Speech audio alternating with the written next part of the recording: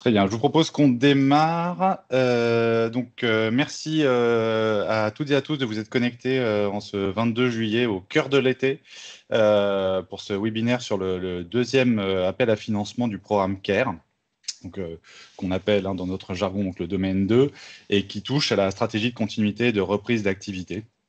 C'est un domaine qui a été attendu longtemps, qui a été, dans la sortie, a malheureusement été un petit peu perturbé à la fin de l'année dernière par le contexte que vous connaissez tous, et qui est enfin publié maintenant en ce début d'été. Et donc, on va consacrer aujourd'hui ce premier webinaire sur le domaine à plutôt vous expliquer les prérequis et les modalités de candidature. On ne s'attardera pas forcément sur les objectifs et sur le détail d'atteinte des objectifs qui seront traités plutôt dans un nouveau webinaire qui sera fait à la rentrée. Pendant la phase de candidature. Là, l'idée, c'est bien que chacun puisse se préparer à la candidature qui ouvrira en septembre, on le verra tout à l'heure dans le planning, en sachant exactement ce qu'il doit avoir comme prérequis en main pour pouvoir candidater et dans quelles conditions se feront les candidatures. Donc, on va être beaucoup. Alors, moi, je vais juste faire cette petite introduction et ensuite, je vais passer la parole à tous mes collègues de l'ANS. Steven Garnier, qui est directeur du domaine sécurité. Richard Lamadière, qui est directeur du programme CARE côté ANS, Estelle Nico, responsable de mission CARE, et Franck Mestre, expert cybersécurité au sein de l'ANS. Et donc, on a la chance d'avoir tous ces intervenants qui vont pouvoir vous expliquer les tenants et les aboutissants de ce domaine et de ce dont il est constitué, excusez-moi, de ce qu'on attend de chaque candidat avant la candidature. Alors, quelques règles pour ce webinaire qu'on vous demande d'essayer de suivre au maximum. Alors, d'une part, vous le constaterez, le micro et la caméra sont coupés pour tout le monde. Vous ne pouvez pas les réactiver, c'est volontaire, afin d'éviter que les débats soient trop hachés ou pollués. Et en revanche, évidemment, on est tout à fait à l'écoute de vos questions. On vous demande, s'il vous plaît, d'utiliser l'espace de questions-réponses qui est dédié à ça et qui nous permet de beaucoup plus simplement traiter les questions, qui vous permet d'autant plus de réagir, d'ajouter un pouce, par exemple, lorsqu'une question vous paraît pertinente, donc ce qui nous permet, nous aussi, de les traiter en priorité, parce qu'on en a souvent beaucoup, et d'éviter, s'il vous plaît, de poser les questions dans l'espace conversation. Où c'est beaucoup plus compliqué ensuite de suivre les débats pour tout le monde, à la fois pour nous lors des réponses et puis pour vous pour voir la réponse à votre question. Donc une fois ces éléments précisés, je vais passer la parole à Richard qui va commencer par vous expliquer, rappeler le contexte du programme CARE et puis présenter plus précisément le domaine 2. Merci Christophe. Bonjour à tous. Alors, rapidement, l'agenda de cette session se concentre sur les enjeux du domaine 2, avec un focus sur le calendrier et le processus de candidature. Et comme précisé précédemment par Christophe, les objectifs seront abordés ici de manière très synthétique et seront davantage détaillés lors du prochain webinaire en septembre. Alors, un slide sur les axes du programme CARE. Alors, pour rappel, le programme CARE, à travers les 4 grands axes affichés ici, a pour ambition d'améliorer sensiblement la cybersécurité et la résilience des établissements.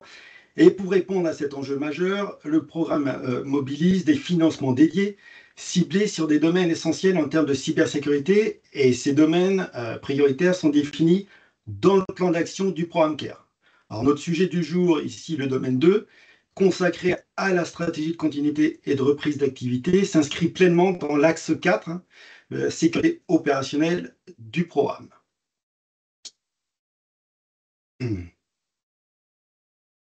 Alors, concernant cet axe 4, sécurité opérationnelle, il se décline en plusieurs domaines de financement, chacun ciblant une brique technique et organisationnelle spécifique. Et le domaine présenté aujourd'hui, intitulé donc stratégie de continuité et de reprise d'activité, est fondamental à la cyberpréparation des structures. Il vise à garantir la capacité des établissements à maintenir leurs activités critiques durant une cybercrise et à restaurer leur système d'information dans des conditions maîtrisées. Il s'agit de garantir une capacité de résilience opérationnelle.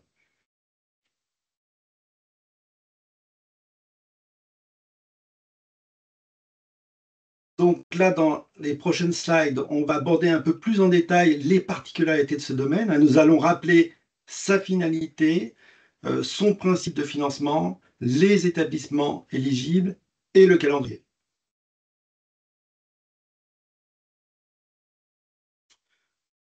En termes d'introduction, on le sait, lors des attaques, les infrastructures de sauvegarde sont ciblées à l'instar des données des établissements et cette double extorsion compromet à la fois les données de production et la capacité de reprise opérationnelle de la structure. Le nouveau dispositif du domaine est doté d'un financement de 45 millions d'euros et s'articule autour de deux volets clés. D'une part, la continuité et la reprise d'activité, donc PCA, PRA. Et cette approche vise à faire de la cybersécurité un levier de résilience organisationnelle et pas seulement un sujet technique. Il s'agit de développer la capacité à gérer une crise cyber, notamment via la formalisation de plans de continuité et de reprise d'activité. Et ici aussi, on parlera du deuxième volet qui concerne cette fois-ci la sécurisation des sauvegardes. Donc sur le plan technique, il s'agit de mettre en œuvre des solutions garantissant des sauvegardes sécurisées, c'est-à-dire non contaminables et restaurables. Donc nous retrouverons ces deux volets un peu plus loin lors de la description des objectifs attendus. Et précisons également que ce dispositif concerne les établissements sanitaires publics et privés. Et en ce qui concerne le secteur médico-social, on aura une réponse spécifique qui est en cours d'élaboration avec un appel à projet dédié. Nous allons aborder le modèle financier dans la slide suivante.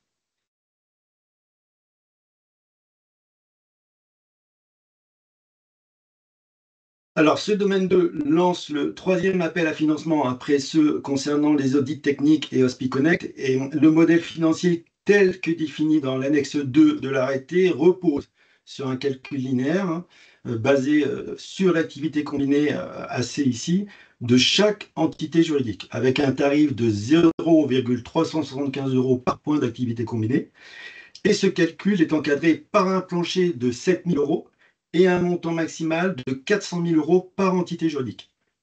Donc, les deux points clés à retenir ici sont que, comme pour le premier domaine annuaire technique et exposition sur Internet, premièrement, le financement est conditionné à l'atteinte d'objectifs. Et deuxièmement, le financement vient compenser des coûts réels engagés et justifiés à partir de la date de publication de l'arrêté, soit le 16 juillet 2025, dans la limite du plafond maximal alloué à la structure bénéficiaire. Voilà, je vous remercie de votre attention et je passe la parole à Estelle pour la suite de la présentation.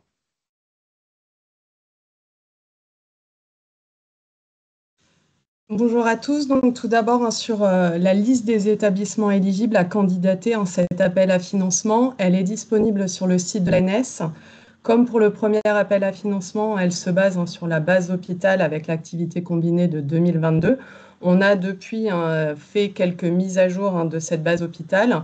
Vous pouvez néanmoins, il risque d'y avoir quelques différences avec le terrain, donc on vous invite à nous remonter ces différences pour qu'on puisse continuer à mettre cette base à jour après avoir qualifié vos demandes. Donc, on vous invite à vraiment aller consulter cette liste des établissements éligibles sur le site de l'ANS. Vous aurez la liste par EG, par candidat, et donc nous remonter s'il y a des différences par rapport au terrain pour qu'on puisse les qualifier, en tenir compte, et travail de qualification qu'on fera bien sûr par rapport au FINES et avec vos ARS.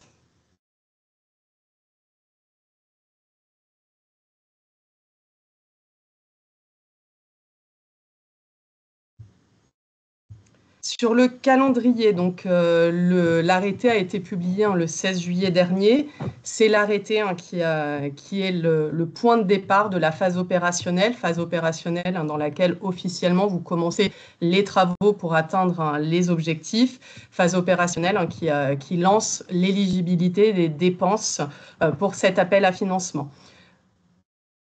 Vous pourrez candidater sur le portail, on va parler de cette phase de candidature juste après, à partir du 2 septembre prochain.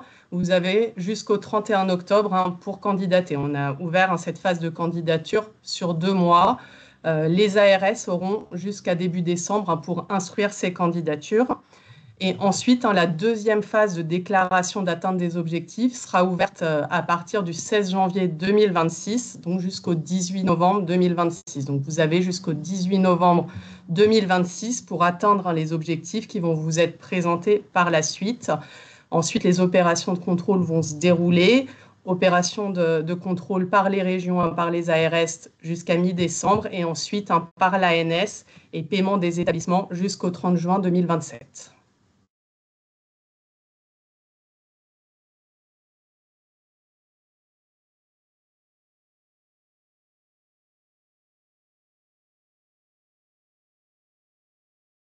Donc, comment candidater? On va vraiment faire un focus sur cette partie candidature. Comme on l'a dit, après, on fera un autre webinaire en septembre pour aller plus en détail sur les objectifs. Donc, on va vous parler de la typologie des candidats, sur les prérequis et comment candidater, déposer votre candidature. On fera un focus encore sur le calendrier spécifique de cette phase de candidature.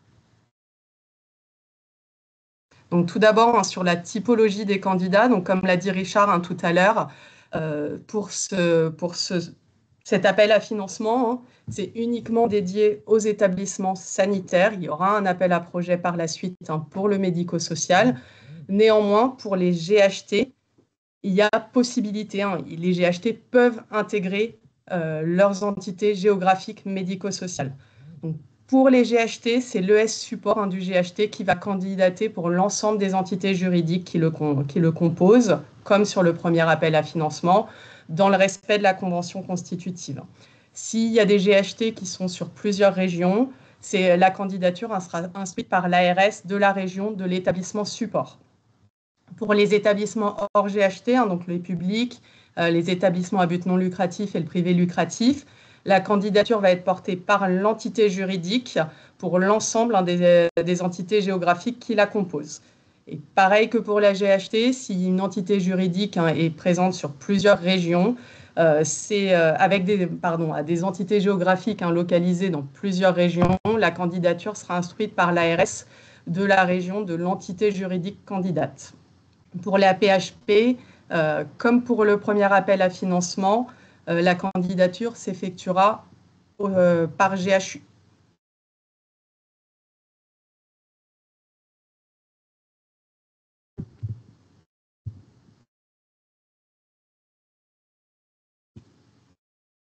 Et Franck, je te repasse la parole.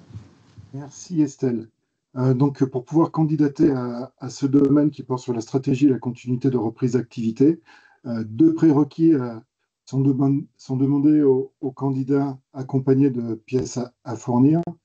Le premier prérequis, c'est d'avoir une PSSI, une politique de sécurité des systèmes d'information formalisée et à jour.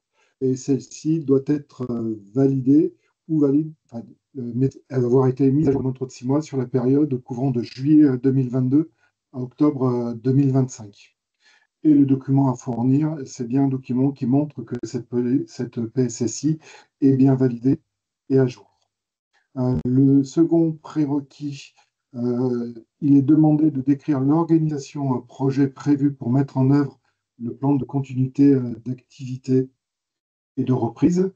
Et en document, il est demandé un document qui décrit l'organisation avec la constitution de l'équipe projet et de la gouvernance du projet.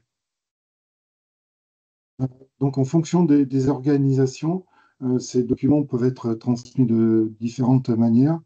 Pour les GHT, celui-ci peut être transmis au niveau du GHT ou des EJ qui composent le GHT. Et pour les établissements hors GHT, ceux-ci peuvent être transmis à l'échelle de l'entité juridique ou de l'entité géographique de l'entité juridique.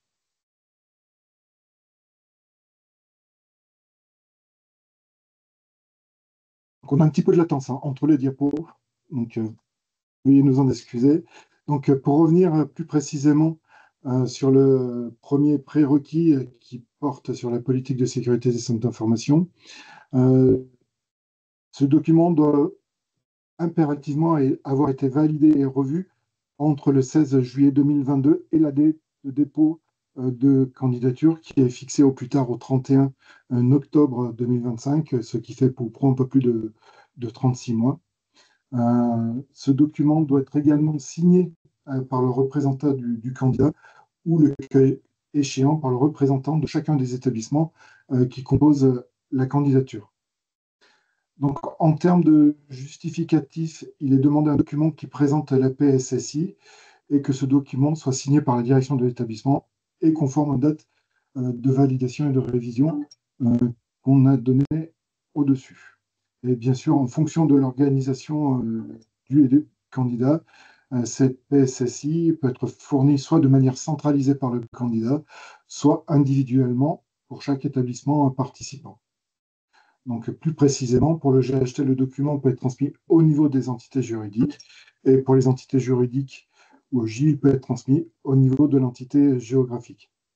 Et enfin, si aucune PSSI unique n'est fournie à l'échelle du GHT ou de l'entité juridique, chaque établissement devra transmettre sa propre PSSI signée par son directeur. Ce document, donc, est un élément clé pour démontrer l'engagement du candidat en matière de sécurité des systèmes d'information.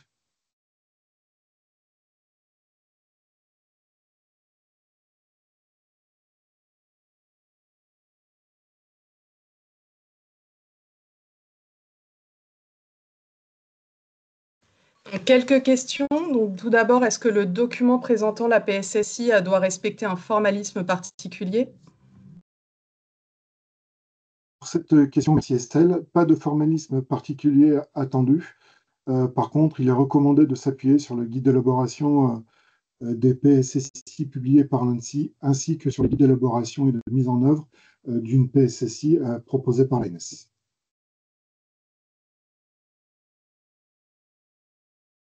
Je vois qu'il y a une main levée, on ne répondra pas à vos questions à l'oral pour avancer dans ce webinaire. On vous invite à poser vos questions sur l'onglet questions-réponses et on est en train d'y répondre au fil de l'eau. Merci Estelle pour la précision. Pour le second prérequis, qui est de décrire l'organisation prévue pour la mise en œuvre du plan de continuité de reprise d'activité. Donc, dans ce prérequis, il est attendu de décrire l'organisation prévue pour gérer la continuité et la reprise d'activité. La désignation d'un responsable du plan de continuité de reprise d'activité, le fameux RPCRA, est recommandé dans ce cadre, bien que ce ne soit pas obligatoire pour atteindre et remplir ce prérequis. L'écriture des plans de continuité de reprise d'activité n'est pas exigée dans le cadre de prérequis. Le candidat doit seulement démontrer sa capacité à à mettre en œuvre une organisation adaptée pour atteindre l'objectif D201 du présent domaine. Donc, en termes de pièces justificatives, un document décrivant l'organisation projet avec la constitution de l'équipe projet et d'une gouvernance de celui-ci, avec une description de la comitologie, des modalités de suivi de la démarche, etc. Donc, en fonction de son organisation, le document peut être fourni par le candidat lui-même ou pour chaque établissement si aucun document commun n'est fourni. Et enfin, pour finir sur ce prérequis, pour les GHT, il peut être fourni par l'entité juridique et pour les entités juridiques par les entités géographiques.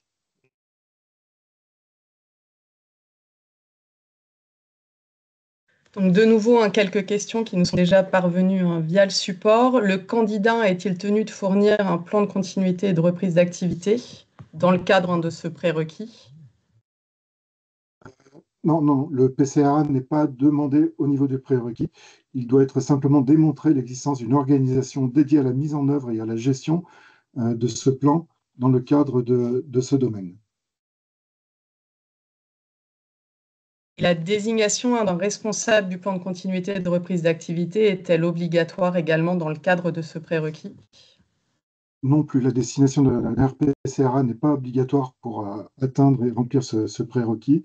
Par contre, il est à noter que l'instruction du 22 janvier 2025 impose bien la désignation d'un RPCRA à la fin juin 2025. Mais du fait de la complexité de sa désignation, notamment pour les petites structures, ce point a été pris en compte lors de la conception du domaine.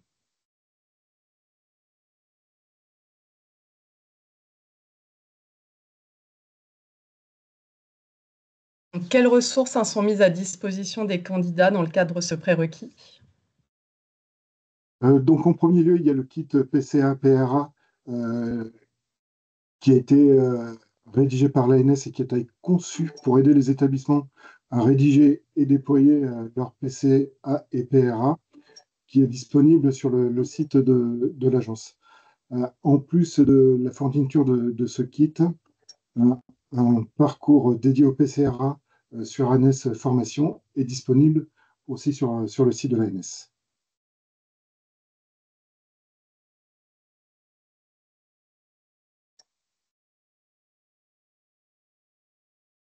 Et la dernière question que je te poserai dans le cadre d'un webinaire, une forme ou un contenu spécifique sont-ils attendus pour le document décrivant l'organisation?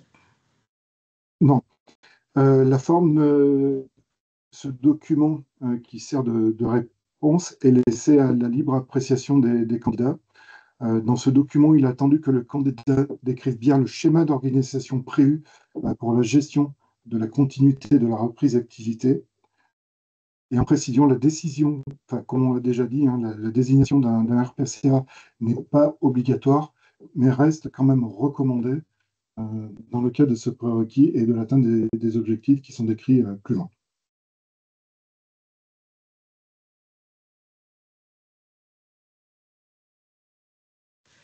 Donc, un rappel sur cette phase de candidature, sur ce calendrier. Ensuite, vous êtes établissement candidat, donc vous pouvez commencer à travailler sur ces prérequis, à voir si vous voulez candidater au D2. À partir de début septembre, vous allez pouvoir déposer les pièces justificatives évoquées juste avant sur la plateforme ICARE, donc la même plateforme qui a été utilisée pour le premier appel à financement. C'est votre ARS qui va tout d'abord instruire cette candidature. Soit le dossier est complet et sera transmis à l'ANS, soit le dossier est incomplet. Et dans ce cas-là, il y aura un échange entre vous, candidat, et votre ARS pour demander des compléments, pour vous donner la possibilité de nous donner les pièces justificatives prouvant l'atteinte de ces prérequis. La candidature ne sera rejetée si, malgré ces demandes, il n'y a pas de pièces justificatives permettant de justifier l'atteinte de ces prérequis. Une fois le dossier validé par votre ARS et donc réceptionné à l'ANS, vous recevrez une convention dématérialisée via YouSign, donc pas la peine de nous la renvoyer signée par votre direction en courrier, tout se fait de façon dématérialisée. Donc vous allez signer cette convention, ensuite elle sera signée par la convention ANS et vous recevrez le document signé donc, par les deux parties. Et ensuite, un bref rappel des différents jalons de cette phase de candidature. Non, tout d'abord, un rappel sur Convergence, pardon, j'ai voulu aller trop vite. Donc, le dépôt de la candidature se fait sur la plateforme ICARE, la même que pour le premier appel à financement. Pour rappel, un seul référent par établissement, par candidat sur la plateforme ICARE. Vous avez la possibilité que ce soit le même référent du dossier que pour le candidat au premier appel à financement. Si au cours du dépôt ou après le dépôt du dossier ou entre les deux appels à financement ou même maintenant encore sur le premier appel à financement, le référent ICARE de votre établissement doit être modifié. Ce qu'on préconise, c'est que le nouveau référent de votre établissement crée son compte sur cette plateforme ICARE. Vous avez le lien vers le formulaire d'inscription. Le référent actuel doit sélectionner ce collaborateur en tant que nouveau référent et ça va lui transférer le dossier. Le référent actuel n'aura plus accès au dossier. Il y a un seul référent candidat par appel à financement sur la plateforme ICARE. Si le référent initial est parti et sans que ce transfert préalable ait pu être fait, vous nous faites un message sur le support ANS Support Convergence avec le nom du nouveau référent. On va qualifier cette demande et on pourra attribuer le dossier à ce nouveau référent. Et également, vous trouverez sur la plateforme ICARE un guide d'utilisation vous rappelant toutes les étapes, que ce soit pour la phase de candidature et ensuite pour la phase de dépôt d'atteinte des objectifs. Et vous avez la possibilité de contacter le support également dans la section assistance.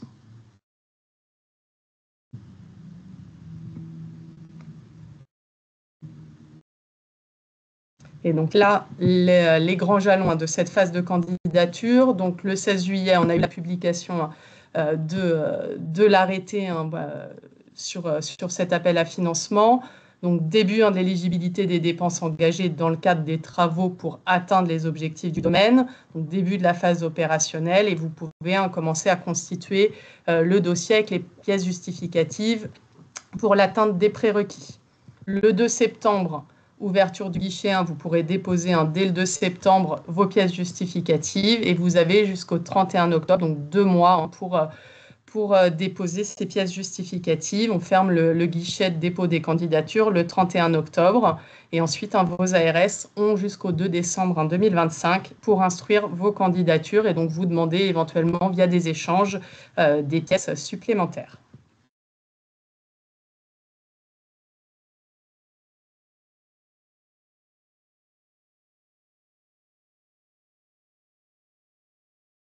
Et on va faire maintenant, je repasse la parole à Franck, un bref focus sur les objectifs à atteindre pour ce domaine. Merci Estelle. Donc les objectifs à atteindre dans ce domaine, continuité de reprise d'activité. Donc en fait, on a deux grandes familles d'objectifs à atteindre. Des objectifs qui concernent le PCA, PRA et des objectifs qui concernent la sauvegarde. Donc, pour revenir sur le premier objectif qui concerne le PCRA, qui est d'inclure la gestion de la continuité de reprise d'activité dans la gouvernance des établissements, cet objectif-là est découpé en 4 sous-objectifs. Le premier objectif est de mettre en place une gouvernance pour la continuité et la reprise de l'activité. Le deuxième objectif est de décrire les procédures de réponse à la gestion de crise cyber. Le troisième objectif est de formaliser un plan de continuité d'activité et un plan de reprise d'activité. Et le quatrième objectif est de tester la mise en œuvre d'un PCA dans le cadre d'un exercice terrain. Pour les objectifs concernant la sauvegarde, donc trois grands objectifs. Le premier, le O2, qui est de définir et documenter, tenir à jour sa politique et ses plans de sauvegarde et de restauration. Donc cet objectif-là est découpé en 2 sous-objectifs. Le premier est de définir une politique de sauvegarde et de restauration et de la maintenir à jour. Et le second sous-objectif est de formaliser un plan de sauvegarde et de restauration et aussi de le maintenir à jour. Pour le deuxième objectif, qui est de construire un système de sauvegarde sécurisé, cet objectif est découpé en 4 sous-objectifs. Le premier sous-objectif est de mettre en œuvre une authentification sécurisée pour les infrastructures de sauvegarde.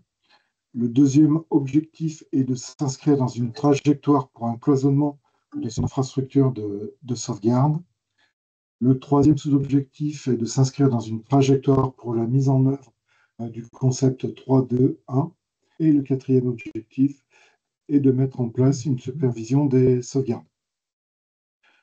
Le troisième objectif concernant la sauvegarde, lui, porte sur les tests et sauvegardes de restauration.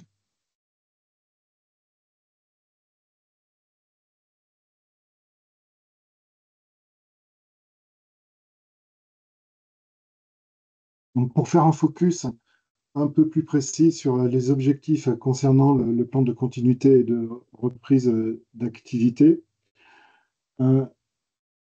donc la définition du premier objectif, le 2A, est que le candidat doit élaborer un schéma de gouvernance décrivant la démarche mise en place pour la continuité et la reprise d'activité.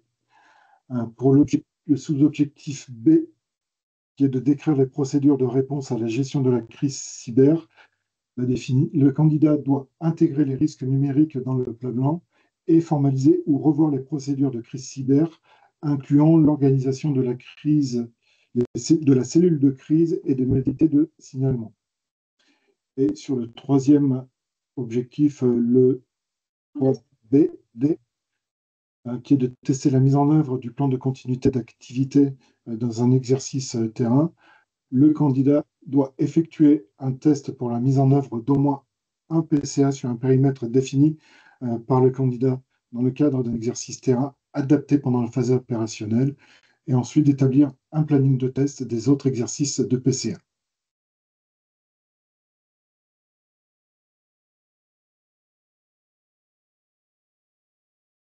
Un focus maintenant sur la formalisation d'un plan de continuité d'activité et plan de reprise d'activité, notamment sur l'objectif O1C.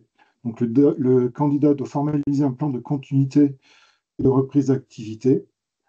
Pour cela, il peut, s'il le souhaite, s'appuyer sur les kits PCA-PRA mis à disposition par l'ANS.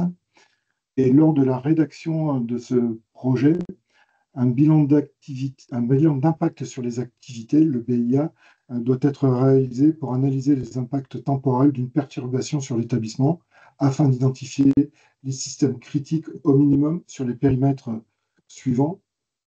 Donc, sur un service de soins qui a un impact majeur sur la prise en charge du patient, sur un plateau technique en lien avec le parcours de soins tel que la pharmacie, les ménageries ou la biologie, et enfin un processus administratif le plus critique pour l'établissement, comme par exemple la paie, la comptabilité et la gestion des fournisseurs. Donc en point de vigilance sur cet objectif-là, et qu'il est nécessaire d'anticiper la charge associée à cet objectif, car il implique fortement les métiers et les qualités, notamment dans la réalisation des BIA, dans le processus d'analyse de l'impact dans le temps d'une perturbation sur l'organisme. Il s'agit surtout de lister les activités prioritaires et les solutions de continuité et de reprise d'activité identifiées sur ces activités-là.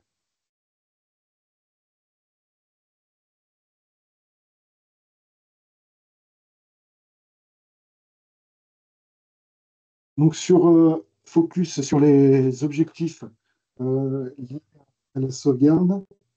Donc, les définitions des trois différents, les définitions un peu plus détaillées des trois objectifs sur la sauvegarde. Donc, le premier objectif qui est de définir une politique de sauvegarde et de restauration et de la maintenir à jour.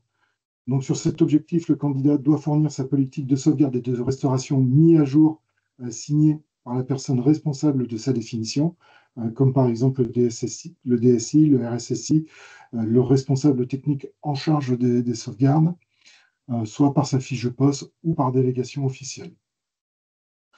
La politique de sauvegarde et de restauration doit également pouvoir s'appliquer aux prestations externalisées et aux applications gérées en mode SaaS par le biais de clauses contractuelles avec le prestataire. Pour le deuxième objectif, qui porte sur la formalisation d'un plan de sauvegarde et de restauration à jour, le candidat doit produire ou mettre à disposition les plans de sauvegarde de ces SI critiques tels qu'identifiés dans le sous-objectif 1C à travers la réalisation des BIA et les procédures de leur mise à jour. Et enfin, sur le troisième objectif qui porte sur la mise en œuvre ou une authentification sécurisée pour les infrastructures de sauvegarde, le candidat doit disposer d'un système d'authentification indépendant, soit un AD dédié à ce système-là, soit des comptes locaux liés à ces systèmes pour ces infrastructures de sauvegarde, aussi bien les baies, les serveurs, lecteurs de bande qui peuvent composer cette infrastructure.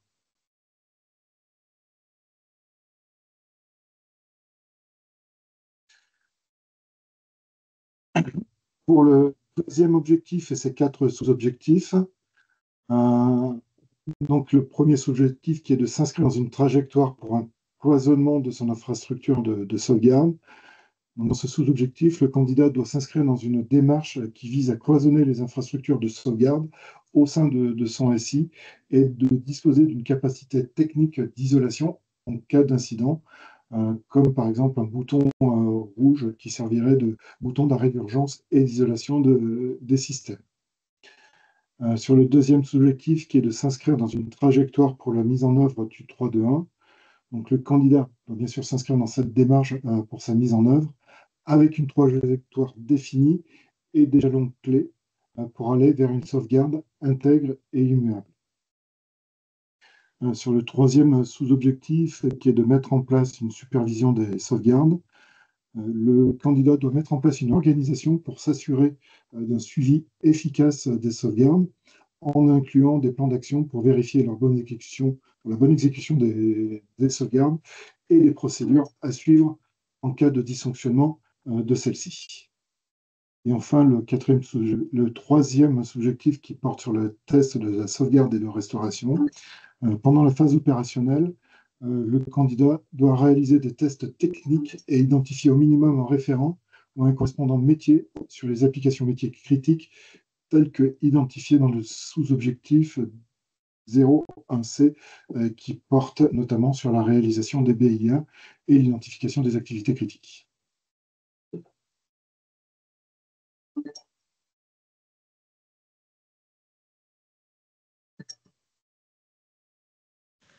On va maintenant parler des ressources disponibles pour les candidats. Donc tout d'abord un corpus documentaire et après on va parler des centres régionaux de ressources cybersécurité en région.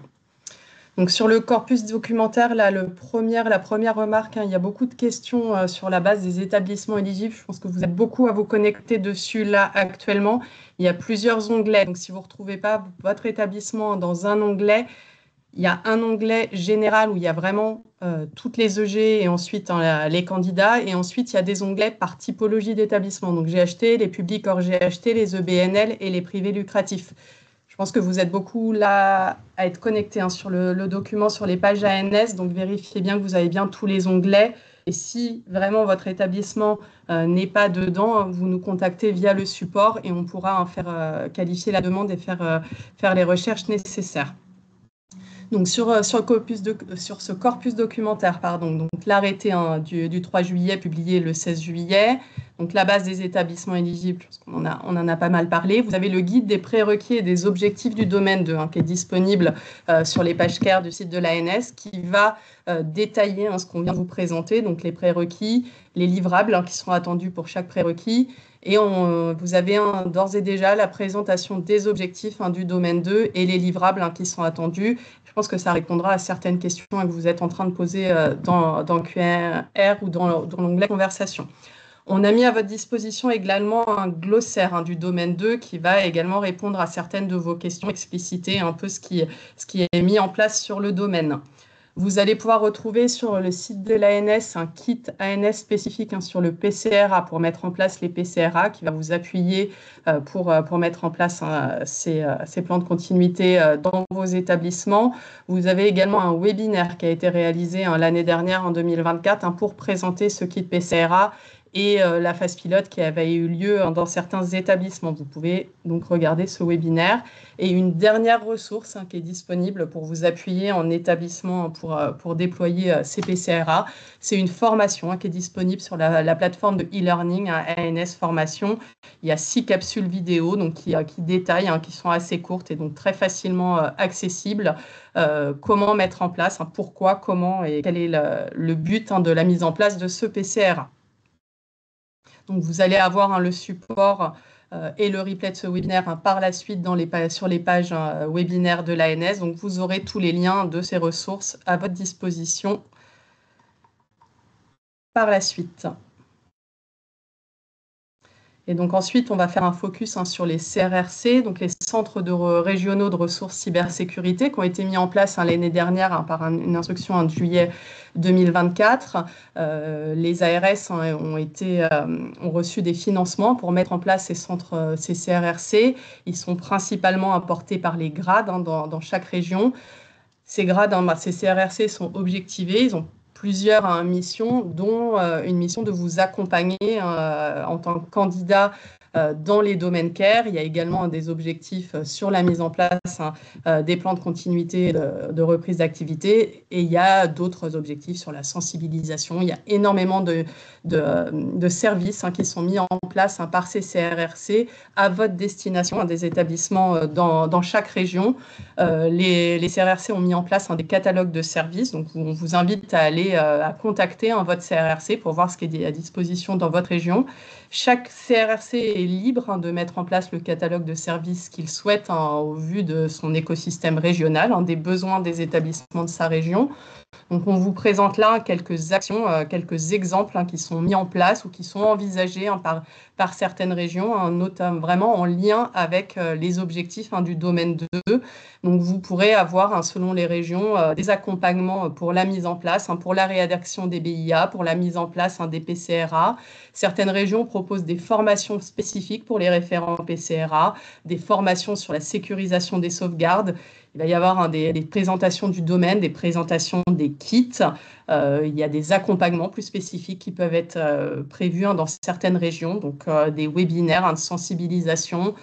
Certaines régions prévoient de mutualiser des dispositifs de sauvegarde ou de proposer des mutualisations d'outillage ou une offre régionale de sauvegarde, de stockage, pardon. Donc là, le message, c'est vraiment contacter votre CRRC pour voir ce qui serait à votre disposition, quelles sont les ressources que vous pouvez solliciter dans ce cadre, parce qu'ils ont des catalogues de ressources qui sont assez étoffés maintenant.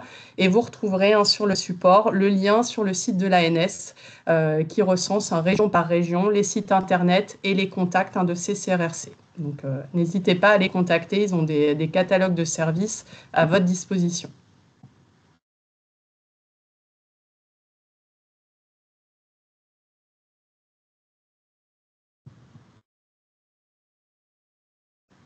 Donc, le webinaire est enregistré, le replay sera mis à disposition sur les pages de l'ANS très prochainement. On sait que pour pouvoir candidater, vous avez besoin du support et du replay, donc on va mettre ça à disposition très rapidement. Et on organise aussi prochainement, donc pour la rentrée, un webinaire plus détaillé sur les objectifs du domaine 2. Je pense qu'on n'a pas pu répondre à toutes vos questions. Il y a énormément de questions là sur les deux onglets. On va prendre toutes vos questions. Mettre à jour aussi la FAQ qui sera disponible sur les pages CARE du site de l'ANS pour pouvoir vous apporter des réponses.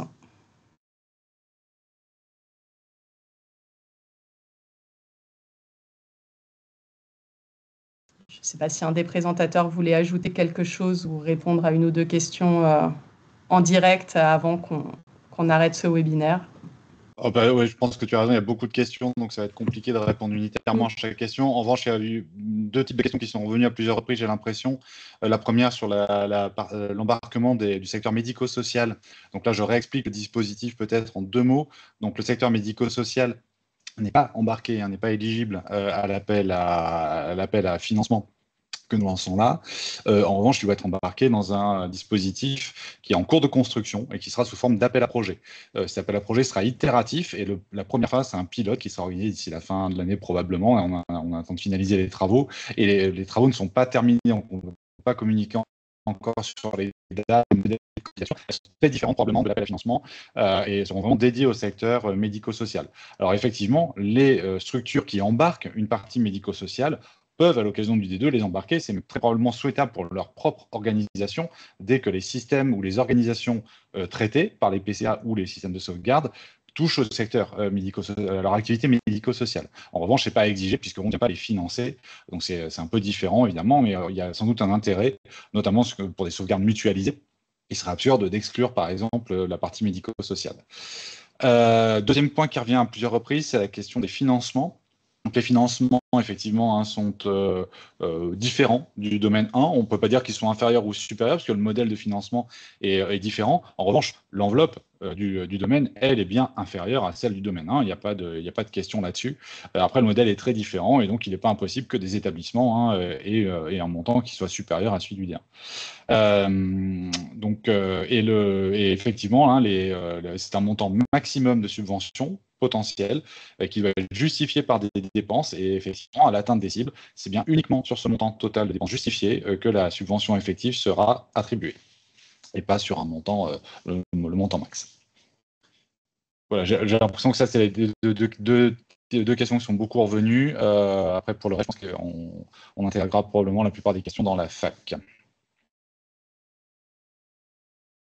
Et on reste disponible, hein, si vous avez d'autres questions. Il y aura le lien du support, hein, pour nous contacter sur ce support de webinaire également. Donc, vous pouvez nous contacter. On reste présent tout l'été pour pouvoir répondre à vos questions.